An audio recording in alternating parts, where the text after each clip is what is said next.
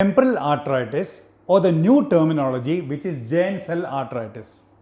So, in this disease, mainly this temporal artery is getting affected. Temporal artery is the artery which is seen here.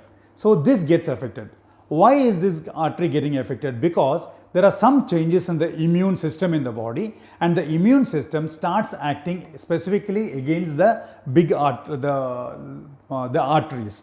It doesn't affect, it not only affects the temporal artery, it affects the other artery also. So, when it affects the temporal artery, the patient starts developing headache, which is severe, and it starts affecting the other artery, which is more important than this. Say for example, it starts affecting the ophthalmic artery. So, when the ophthalmic artery is involved, the patient starts losing his vision. So, the high possibility that he can turn blind. So, that is when the ophthalmic artery is involved. Now, when the facial artery is involved, the patient complains that whenever he talks or whenever he eats, he starts experiencing pain. Especially he has got pain in the tongue also. Likewise, there can be involvement of the occipital artery also. These type of patients, the patients with giant cell arteritis, they have other problems, like the patient can have, they have a valve which is called the aortic valve. They can have problem with the aortic valve. Likewise, they can have dissecting of the aorta. Aorta is a main artery which comes out of the heart to supply the whole body. So, there is a high possibility there is a dissection of the aorta. That is a life-threatening condition, and it is a surgical emergency, by the way. Now, the complaints of the patient. Patient says the age of the patient usually is above 50, and he complains that he has got headache on that particular side and facial pain too. And slowly he starts getting visual problems. It starts with the one eye, and as soon as that eye starts the problem starts, he may slowly lose vision of that eye, and it starts affecting the other eye too at the shortest duration. So, this is considered as a medical emergency, and we have to start treatment as early as possible. Now, coming to the investigations. So, after doing the complete blood count, if we do the inflammatory markers like ESR, the ESR will be more than 50. C-reactive protein will be elevated. So, we have to do a quantitative analysis. So, C-reactive protein will be elevated. Likewise, there will be reactionary, the platelet count also will be high, thrombocytosis will be there. Now, we have to do color Doppler of the temporal artery. It will show that the temporal artery is thickened and the blood flow is also less.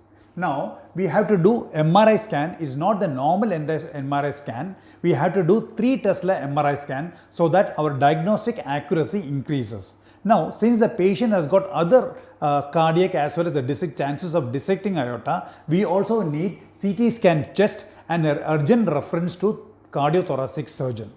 Now, and the final investigation is, there is a recent advancement.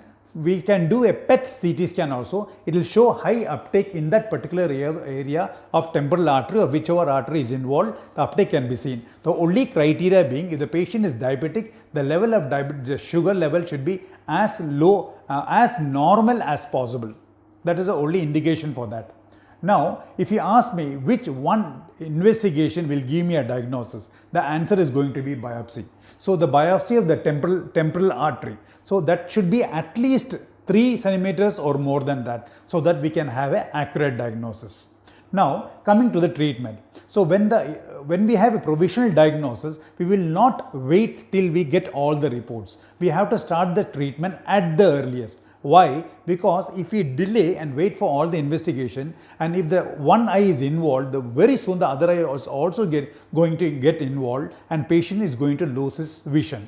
Likewise, he is going to have dissecting aorta and other complications too. And the main treatment for that is only steroid. For this strong condition, we need a strong medication. Though steroid has got so many complications, you need a strong medication like this. So once you start steroid, we will not wait for all the reports to come. We'll start the steroids as soon as we have a clinical or provisional diagnosis. No, now the steroid is going to be oral prednisolone at the dose of 1 milligram per kilogram body weight, and we have to have the full strength of medication till the disease is under control, which can be followed with the inflammatory markers like ESR, C-reactive protein and other parameters. And once it is under control, maybe it will take months or years together, say maybe a year or so. Then after that, we decrease the dose of steroid. We are not going to stop the steroid. We are going to maintain the lowest dose of steroid necessary for the patient. Let me tell you a few complications of steroids. Steroids can increase peptic ulcer, then increase the BP, increase the blood sugar, can initiate cataract, and we can have glaucoma as a side effect. Bones can become weak, and patient can have a fracture.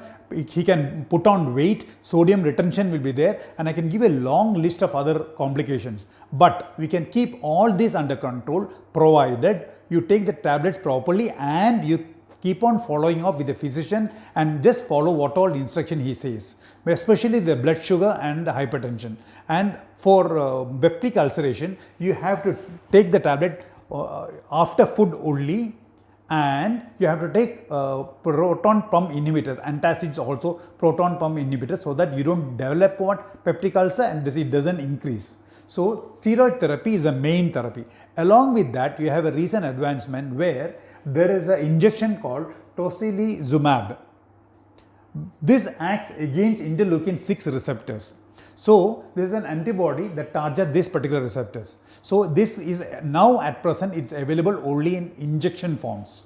So this injection we have to give alternate weeks at the dose of 162 milligrams subcutaneously, and this is along with the steroid. It's not a supplement for steroid. It has to be given along with the steroid. So this is the treatment modality. So we have ENT department, along with that ophthalmology, cardiology and cardiothoracic. So 4 or 5 departments together are going to be with you to help you overcome this disease. Now the take home message mainly is, when the doctor tells you that the provisional diagnosis is temporal arteritis and they're going to start steroid, so keep in mind that this is the only treatment which is going to help you. Because once you start getting eye problem in one eye, very fast it's going to affect the other eye. So when you lose both the eye and you land up with blindness, then it's very less possibility that you get back the vision, even if you start on steroids. So it's not possible. So the patient has to be really patient and wait and take this treatment. Takes a long course, say about a year or so, but still the earlier you treat, the better is the outcome. That's how we manage temporal arteritis. Thank you so much.